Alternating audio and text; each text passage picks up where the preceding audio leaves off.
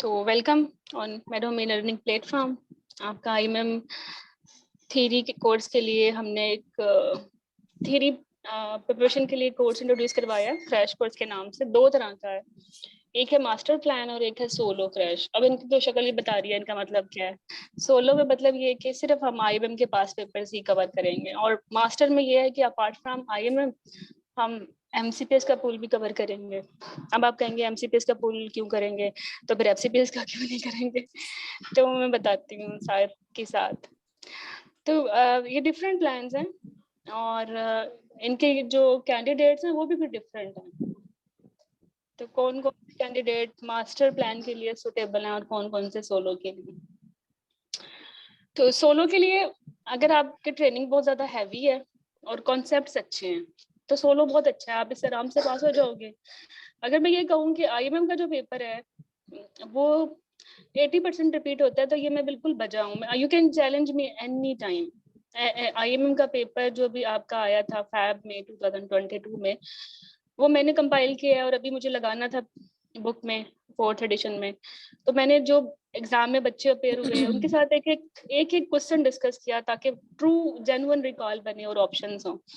By the way जो बच्चे IMM के कोर्स थ्योरी में रह गए थे फैब में, उनको मैंने एक्सपोर्ट ग्रुप में ऐड करके उनको प्रॉपर पूरा पेपर सॉल्व भी करवाया है। अगर आप इंटरेस्टेड नहीं हो सोलो में या मास्टर प्लान में, तो ये अपॉर्चुनिटी भी आपके पास है कि एटलीस्ट अपना जो आपका अपना एग्जाम था जो आपसे फेल हो गया वो आप देख लें कि कैसे उसको ठीक करना है। ठीक है, ये मैडम की तरफ से ही समझ लें गिफ्ट है। और एक बार जब मैंने वो पेपर कंपाइल किया विद रिपीट स्टूडेंट, तो सामने आ गया कि 80% था वो रिपीट। लेकिन जो मसला था ना वो ये था कि स्टेम में कोई खास मसला नहीं था, 4 ऑप्शंस में कोई खास मसला नहीं था।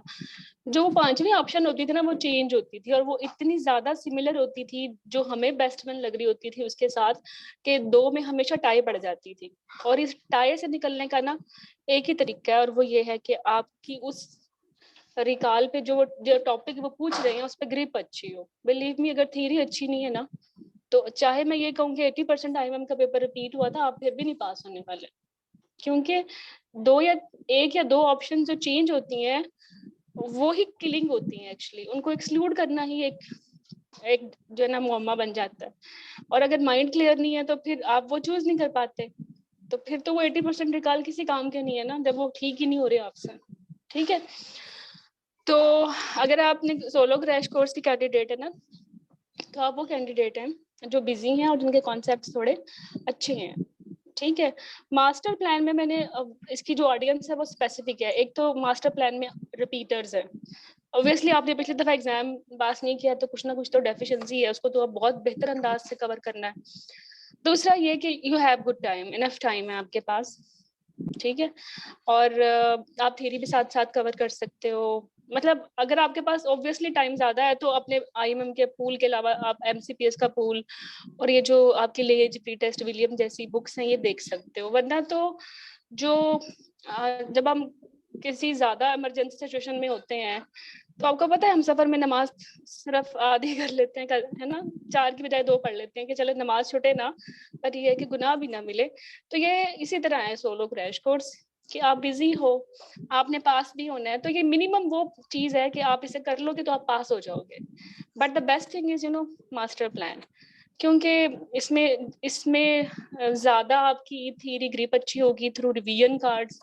रिवीजन कार्ड्स ऑब्वियसली इधर भी हैं, सोलो में भी हैं, स्मार्ट कार्ड से लिखा हुआ है कोई रिवीजन के लिए, डिस्कशन ग्रुप इसमें भी है, विलियम के इसमें भी है। बट आप देख सकते हैं कि विलियम के अलावा प्री टेस्ट और लेंज भी है मास्टर प्लान में, और एमसीपीएस भी है। तो वो इसका आप ये आराम से समझ लें, जितना गुड़ उतना मीठा। आप अगर 75 ले रहे हो सोलो से तो आपकी प्रोबेबिलिटी 90% प्लस बढ़ जाती है मास्टर प्लान लेने से। ठीक है, और इसका जो मेरा अपना फीडबैक है वो ये है कि 4 इयर्स हो गए आईएमएम के कोर्सेज कंडक्ट हमें जब से हम करवा रहे हैं, जब से मेरा अपना एफसीपीएस हुआ है, लास्ट 4 ईयर ही हुए हैं। तो आई एम जस्ट टीचिंग और I am just compiling your past paper book inside series के नाम से आ रही है। And I am doctor Mahjabeen Hira, many of you already know about me. तो जितनी मेरी ओपिनियन है, या आप करें ना एक्सपर्ट एक फीडबैक मैं दे सकती हूँ, तो वो यही है। ठीक है। तो कमिंग टूवर्ड्स टुडेज टास्क कि आप क्रैश कोर्स में क्या करेंगे, आपका सिलेबस क्या होता है, बुक्स क्या हैं, पास पेपर की बुक क्या है, how you can join, daily planner क्या है, वो मैं सारा बताती हूँ। ठीक है। I am going to mute all of you. थोड़ी सी आई थिंक वाइब्रेशन हो रही है। अच्छा देखें, आपका जो आईएमएम का पेपर होता है, जो बिगनर हैं जिनका फर्स्ट टाइम है उनको मैं बता दूं, 200 सिंगल बेस्ट आंसर्स होते हैं। पेपर 1 होता है और पेपर 2 होता है ब्रेक के बाद। तो पेपर 1 में 100 होते हैं, पेपर 2 में भी 100 होते हैं, और इनमें गाइनी ओप्स के क्वेश्चन ना मिक्स होते हैं। ये नहीं कि पेपर 1 में सिर्फ गाइनी आएगी, पेपर 2 में सिर्फ ओप्स आएगी, मिक्स होंगे। मतलब एक आपने सॉल्व किया ओप्स का, दूसरा गाइनी का आ जाएगा। However, जो आपका सिलेबस है सीपीएसई की वेबसाइट पे, उसमें 70% टॉपिक्स ओप्स से लिए गए हैं, और उन 70% ओप्स के टॉपिक्स में भी जो आप देखें तो 70% लेबर और एंटीनेटल केयर मॉड्यूल से लिए गए हैं। ठीक है। तो क्या इसमें ये है कि अगर आपसे कहा जाए कि सबसे इम्पोर्टेंट मॉड्यूल पूरी थ्योरी में क्या है, तो लेबर और एंटीनेटल है। ठीक है। अगर ये अच्छा नहीं आता तो it's better not to appear in exam, ये इतना इंपॉर्टेंट है। अच्छा, इसके बाद इसमें से 30-40 क्वेश्चन आते हैं, फिटल मेडिसिन से 20-30 आ जाते हैं, प्रेगनेंसी इन्फेक्शन से 20-25 आ जाते हैं, मेडिकल डिसऑर्डर से 15-20 आ जाते हैं, और बेसिक अर्ली प्रेगनेंसी से और अल्ट्रासाउंड से अर्ली प्रेगनेंसी के, या बेसिक प्री जो चीज़ें हैं पोस्ट नेटल, उनसे डिप्रेशन साइकोसिस उनसे भी आ जाते हैं 10-15। ठीक है। लेकिन 70% कवर कर लेंगे आपके पेपर 1-2 के जितने भी क्वेश्चंस हैं, ये ओब्स के टॉपिक। तो ओब्स बहुत इंपॉर्टेंट है, और उल्टा ये एफसीपीएस में हो जाता है। एफसीपीएस में 70% गाइनी होती है, और वैसे एमसीपीएस में 50-50 रखते हैं। तो गाइनी में 30% है, और इसमें 30% में से मैं ये कहूँ ना कि 70% जो आते हैं एमसीक्यूज, वो आते हैं जनरल गाइनी से, मतलब इन्फेक्शन, पीआईडी या मेनोरेजिया, ठीक है, एंडोमेट्रियोसिस, एचएमबी, फाइब्राइड से। और उसके बाद फिर आते हैं प्री मैलिग्नेंट कंडीशन से, जैसे सिन हो गया, विन हो गया, हाइपरप्लेजिया हो गया, ठीक है, सिंपल ओवेरियन सिस्ट हो गई। 1-2 क्वेश्चन मैलिग्नेंसी में से भी आते हैं, बल्बा की कार्सिनोमा की स्टेजिंग तक पूछ लेते हैं, 1-2 सीए सर्विक्स की स्टेजिंग पूछ लेते हैं, 1-2 क्वेश्चन ओवेरियन कैंसर पे पूछ लेते हैं, जो कि आपके डोमेन में नहीं है, बस ये पूछ लेते हैं। लेकिन 1-2 क्वेश्चन ना भी आए, उतना कुछ कर लिया तो आप पास हो जाते हो। तो 1-2 क्वेश्चन करने के चक्कर में ऑन्कोलॉजी करना लग जाओ और ये पूरा इंपॉर्टेंट चीजें छोड़ दो, तो फिर ये सही बात नहीं है। तो मैं ये कहूंगी कि 1-2 ही आएंगे ना, छोड़ दो। ऑन्कोलॉजी करने की जरूरत नहीं है ना, आपके सिलेबस में है। ठीक है। आपकी जो टेक्स्ट बुक है, आपकी एविडेंस बेस है, डी होस्ट है और 10 टीचर है, आप सबको ये पसंद है। 10 टीचर वाले हजरात बड़े एंथुसियास्टिक होते हैं, जब मैं ये कहती हूँ 10 टीचर करने की जरूरत नहीं है, फिर वो माइंड कर जाते हैं कि नहीं 10 टीचर से फलानी ने पेपर दिया था, उसने तो बड़ी 10 टीचर थी, वो तो पास हो गई। ठीक है, आप आईएमएम सम हो, यू कैन पास, 10 टीचर पढ़ लें, अच्छा सा पूल कर लें, मिरेकल भी हो जाते हैं, पास भी हो सकते हैं। लेकिन इससे आगे टॉक्स कौन पास करेगा? टॉक्स में तो आपके होश उड़ जाएंगे स्टेशन देख के जो आते हैं। आज भी वैसे आईएमएम का टॉक्स। अच्छा, तो मैं ये कहूंगी ना, आप लोगों को ईबीएम एक बेसिक बुक रख लें। शायद मैं अगली दफा अगर ईबीएम वालों ने अपना एडिशन अपडेट ना किया तो शायद मैं ये ना कहूँ ईबीएम पढ़ें, फिर मैं कहूँ रिवर्स पढ़ लें, या डायरेक्टली समरीज पढ़ लें। The reason is that EBM में 10% 15% जो टॉपिक्स है ना, वो नहीं पढ़ने होते, बिकॉज वो ओल्ड गाइडलाइन के मुताबिक लिखे हुए हैं, और हमने हमारे एग्जाम में जो टेस्ट किया जा रहा है वो फिर अकॉर्डिंग टू रिसेंट गाइडलाइन होता है। और रिसेंट गाइडलाइन से मुराद ये नहीं है कि आज आपका पेपर और कल गाइडलाइन चेंज होगी, रुट के वो आप उसके मुताबिक पेपर सॉल्व करें। एटलीस्ट आप जिस पेपर में अपेयर हो रहे हो, 6 मंथ का गैप होना जरूरी है। अगस्त में अपेयर हो रहे हो तो पिछले मतलब फैब तक जो गाइडलाइंस हैं वो आप कर लें, उसके बाद ना करें, उसके बाद वो अगले जनवरी वाले बच्चे करेंगे। ठीक है। तो ईबीएम अच्छी बुक है, इजी टू अंडरस्टैंड है, इसमें कंफ्यूजन्स नहीं है, ट्रायल्स के आउटकम उन्होंने बता दिए हैं, डी हाउस में ट्रायल्स ही लिखे हुए हैं, आउटकम खुद ढूंढने पड़ते हैं, थोड़ा मुश्किल हो जाता है। तो जो ईबीएम करे, मेरी ओपिनियन है कि ईबीएम कर ले तो ठीक है, लेकिन जो 10-15 टॉपिक की जो लिस्ट है, जो जो कि ईबीएम से नहीं करनी, वो आप मेड होम के पब्लिक फोरम से ले लें, और खुद वो डायरेक्टली फ्रॉम गाइडलाइन पढ़ लें, और उसमें भी सिर्फ आप एग्जेक्टिव समरी पढ़ लें और उनके जो टेबल्स हैं वो कर लें, एंड दैट इज सफिशिएंट। आप आपके लिए ठीक है, ओके, इतना ठीक है, पास हो जाते हो। 10 टीचर, इसकी इंपॉर्टेंस ये है कि देखें, जब अच्छी जो मजबूत बिल्डिंग होती है उसकी फाउंडेशन अच्छी होनी चाहिए। तो 10 टीचर आपको अच्छी बेसिक देती है, आप उसके ऊपर कोई अच्छी बिल्डिंग बना सकते हैं। जब आपका बेसिक ही नहीं है तो फिर वो बिल्डिंग पे धड़म से नीचे गिरनी है ना। तो 10 टीचर तो पढ़नी है, और आई एम डेट श्योर पढ़ी है, इसलिए तो तुम लोग अब ये सेशन ले रहे हो, क्योंकि तुम लोगों ने एमबीबीएस पास किया, और एमबीबीएस में तुमने पढ़ी है 10 टीचर। ठीक है, गायने में भी हाउस वर्ब्स की हैं, पढ़िए टर्न टीचर, तो जस्ट उसको रिवाइज कर लिया एंड डू ईडीएम। और वो 10-15% content from guideline. If you are joining Med Home तो वो जो 10-15% कंटेंट है वो भी आपको मिल जाएगा in easy way, table form में, समरी फॉर्म्स में। अच्छा, समरी फिर भी टेक्स्ट बुक की रिप्लेसमेंट नहीं होती, समरी समरी ही होती है। तो बेहतरीन कैंडिडेट्स को मैं ये कहती हूँ समरी तो खुद बनाओ अपनी। जो भी आपको, बहुत सारे लोग आपको जो अट्रैक्ट करते हैं कि समरीज समरीज, पता नहीं वो आपके मुंह में पानी आ जाता है। हम भी यही बोलते हैं खैर, लेकिन लेट मी टू से समरी खुद बनाने वाला सबसे अच्छा बच्चा है। ठीक है, तो आप बहुत अच्छे हो, आपकी जिंदगी आसान है, आगे आगे एफसीपीएस भी आसान है, जिंदगी आसान है, पार्ट 2 क्लिनिकल भी एग्जाम है, हर एग्जाम आसान है अगर खुद समरी बनाने वाले हो। लेकिन अगेन ट्रेनिंग का इश्यूज है लाइफ में, तो चले बनी बनाई ले लें, फिर ये प्लान बी होता है। Okay, coming towards next slide.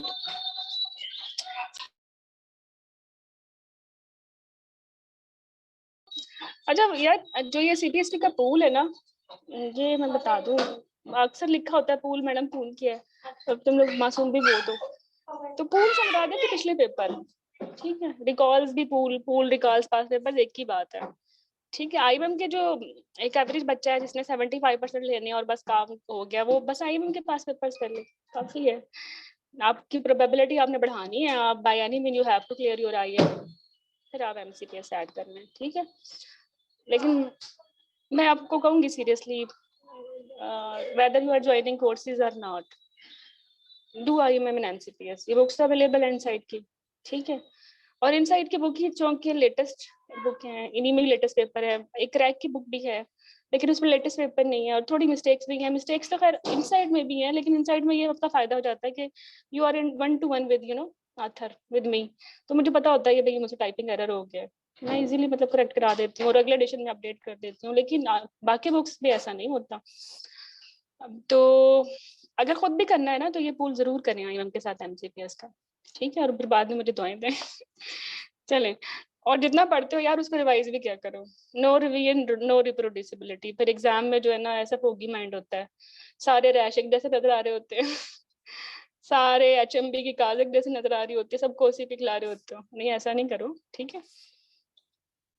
तो इसके लिए अच्छा तरीका ये है कि still you have good days, 60-70 days हैं, अगर लेट्स सपोज अगर नहीं भी थ्योरी की पहले आप कर सकते हो, ठीक है, हम आपको जो कार्ड्स करवा रहे हैं, आपके नोट्स नहीं है उनको ऐड कर लें, हैंड रिटन अपने हाथ से बनाएं, जो आप रिकॉल पढ़ रहे हो उसमें इंपॉर्टेंट चीज आई है वही टॉपिक क्विकली रिवाइज कर लें, ठीक है, तो अपनी हाईलाइट्स बना लें, बट फ्रीक्वेंटली रिवाइज करें, भूल जाता है बंदा, एंटीबायोटिक्स भूल जाता है, और वेरियस इन्फेक्शन के स्टेजेस भूल जाता है, फर्स्ट सेमेस्टर में कोई ज्यादा हो रहा है कोई कम हो रहा है, कोई प्रेगनेंसी के वक्त ज्यादा हो रहा है कम हो रहा है ना, मसले में चलते रहते हैं, हर एक जैसा तो नहीं है, किसी में डायरेक्ट टर्मिनेशन हो रही है, किसी में रूट फॉलो हो रहा होता है ना, कि पहले नहीं एनामली स्कैन करेंगे या पहले हमने सेंटेसिस करेंगे, है ना, कुछ होते हैं चीजें, तो वो बस हाईलाइट कर लें क्योंकि यहीं से आगे क्वेश्चन आ रहा होता है।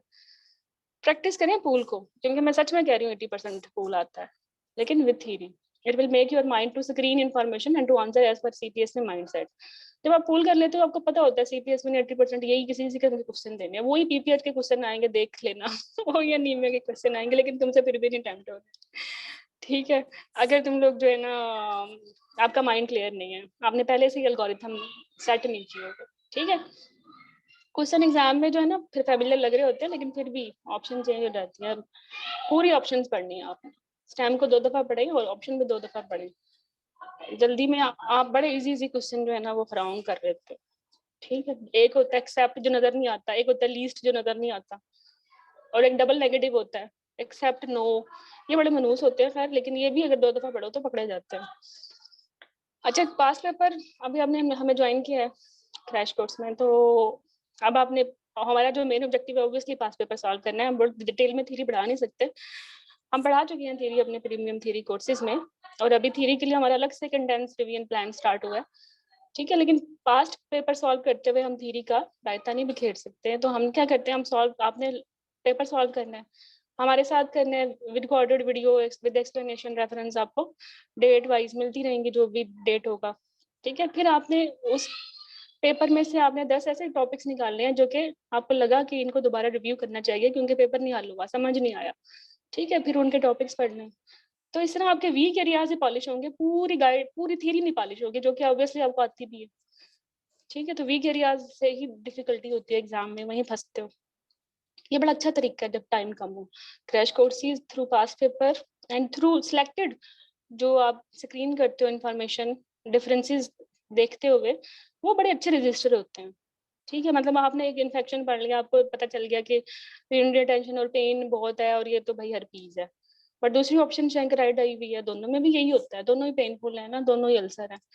लेकिन जब इस टॉपिक को पढ़ोगे तो फिर इन दोनों को डिफरेंसेस रजिस्टर करोगे कि हर्पीज में बायलैटरल लिम्फेडेनोपैथी है और शैंक्राइड में जो है यूनिलैटरल है, उसमें वेसिकल्स होते हैं, इसमें पहले अल्सर्स बनते हैं। तो बड़ा अच्छा समझ आ जाता है, कुछ बज़वर्ड्स मिल जाते हैं बिलीव में। तो इस तरह अगर आप पेपर से टॉपिक पढ़ोगे तो आपकी क्वालिटी अच्छी हो जाती है, ठीक है। अच्छा, अभी 60 डेज 70 डेज हैं, जो जो आपने ये बातें डिफरेंसेस नोट डाउन किया ना, उनको कहीं ना कहीं ऐसी जगह पे लगा लो कि आते जाते नजर आते रहें। एक दफा आप बना लेते हो नोट्स, फिर वो कॉपी नहीं मिलती जब पढ़ने को, तो ये मिल जाता है, वॉल तो कहीं नहीं जाने वाली। तो कोई बात नहीं, दीवारें जो है ना, इस इनका ये मकसद भी है, जिस कमरे में पढ़ते हो लगा लो। अच्छा, आपको आवाज सही ही नहीं आ रही समझ में। डॉक्टर गुल एंड आयशा, इनको जरा गाइड कर दें कि अपने माइक से कनेक्ट करें या रिज्वाइन करें, ठीक है। इनको चैट बॉक्स में लिख दो, सहार हेल्प करो एक दूसरे की, क्योंकि मैं अब सेशन ले रही हूँ। अच्छा, थ्योरी के लिए ईबीएम डिगो सेंटर बता चुकी हूँ, ठीक है। तो ईबीएम मेन है, इसमें जो 10-15 टॉपिक्स हैं वो डायरेक्टली तो हम गाइडलाइन आते हो समरी, और 10 टीचर तो बेसिक है, मतलब उसके बगैर आप आगे मूव नहीं कर सकते। ये 3rd एडिशन है, अब 4th एडिशन फेक है मार्केट में जो अभी तक है, और एक अजीब सी पटांग सी टाइटल बना के बेच रहे हैं। ड्यूहर्स का 9th एडिशन ही है। एक और मजे की बात बताऊं, अगर अच्छा कैंडिडेट हो ना, जो टॉपिक ईबीएम से पढ़ा है ना, उस ड्यूहर्स से उसी टॉपिक के समरी कार्ड कर लो, उसके बड़ा अच्छा फायदा होता है।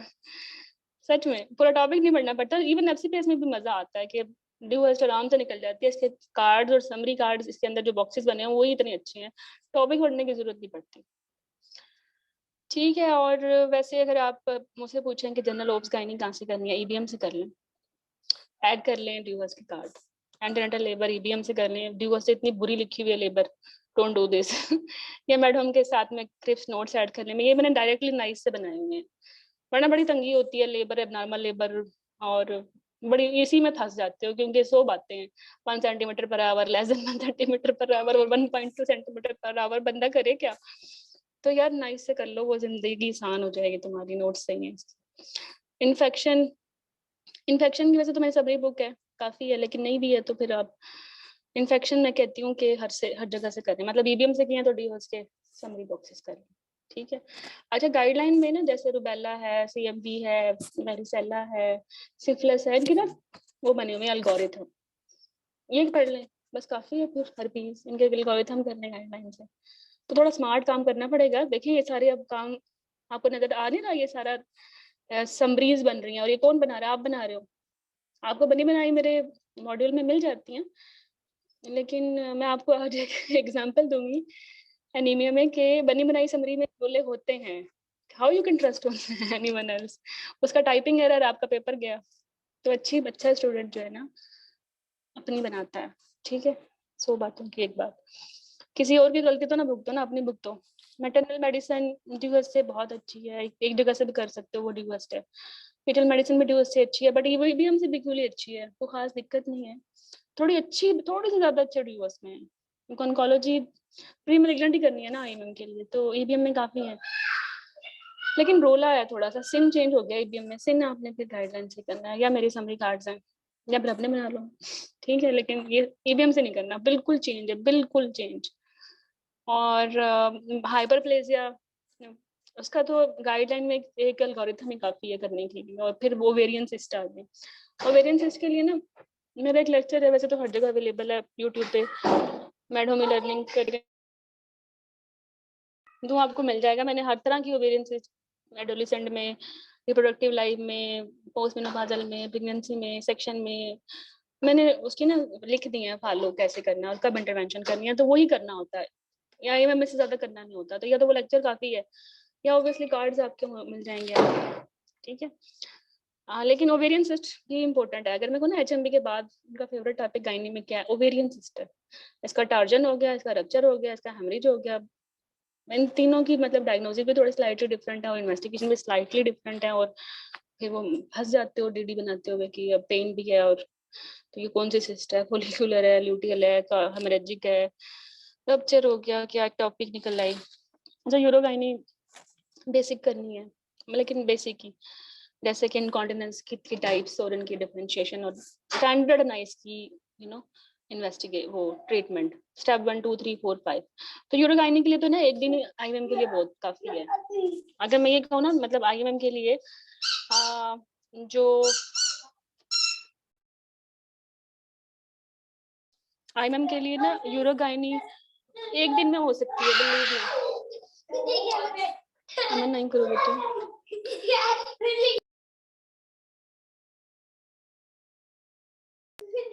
और ऑन्कोलॉजी 2 दिन का काम है, फिटल मेडिसिन एक हफ्ते का काम है, मेडिकल डिसऑर्डर भी 10 दिन का काम है, इन्फेक्शन पूरा 2 हफ्ते का काम है, लेबर एंटीनेटल 2 हफ्ते का काम है, जनरल गाइनी ओप्स भी एक 10-15 दिन 10 दिन मिनिमम हो जाएगा, 5 पेपर्स के साथ कह रही हूँ।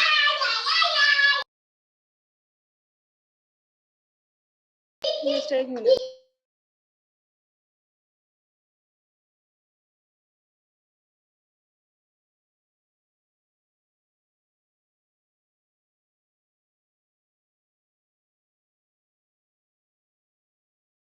अच्छा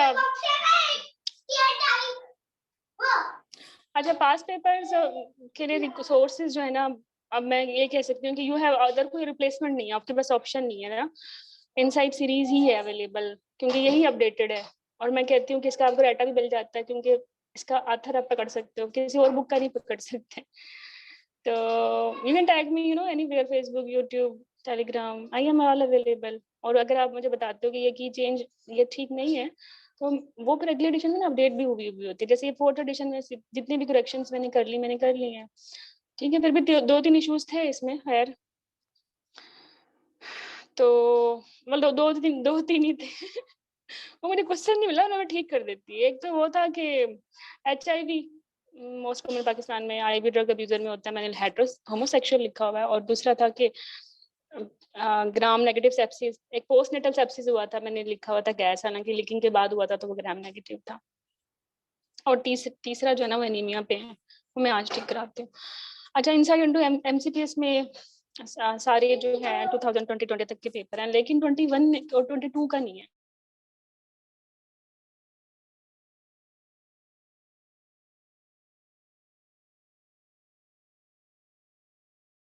तो ये पेपर किधर मिलेगा? जो 22 और 21 का MCPS का पेपर है ना, वो आपको तो ये था।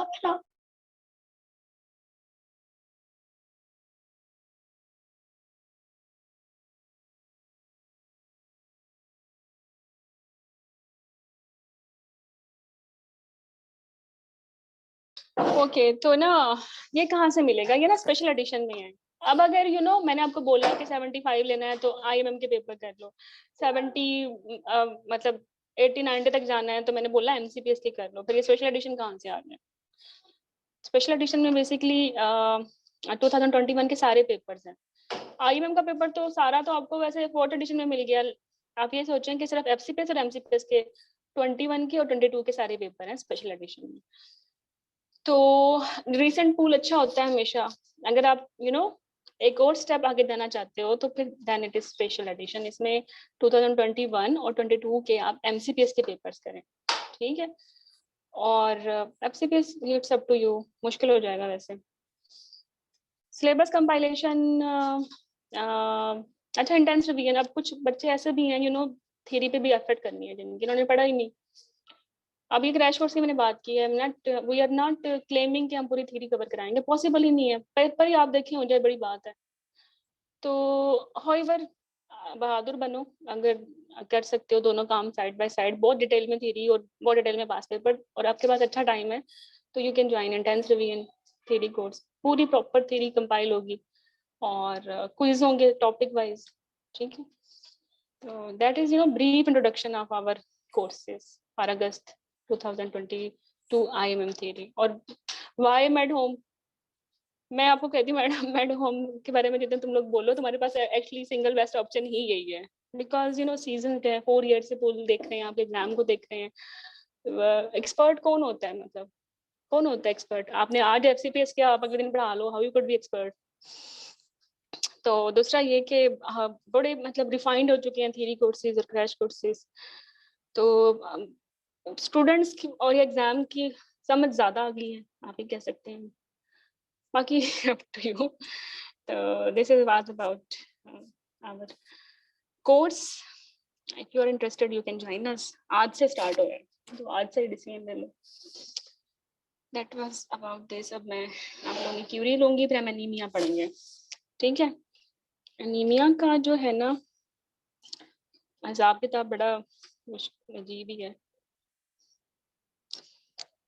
मैं एनीमिया का तुम लोग मुझे कहो ना कि किसी एक बुक से कर मैडम बता दें, तो मैं ये वो टॉपिक है, मैं तुम्हें कभी भी किसी एक बुक से नहीं पढ़ा ही नहीं सकती, ना डायबिटीज ना एनीमिया। हाइपरटेंशन फिर भी गाइडलाइन से कवर हो जाता है। Thing is that they are most common, and ये जब एग्जाम में टेस्ट किए जाते हैं तो उनको कोई दीनी मान नहीं होता। No specific guideline, you have to cover them from all aspects. तो मैंने रिकॉल ही ऐड किए हैं कि जो भी एनीमिया के क्वेश्चंस आए हैं, ठीक है, कैसे इनको रिकॉल्स को देखना है, और बहुत ही क्लिनिकल वे में हम करेंगे, ठीक है, ब्रेक के बाद।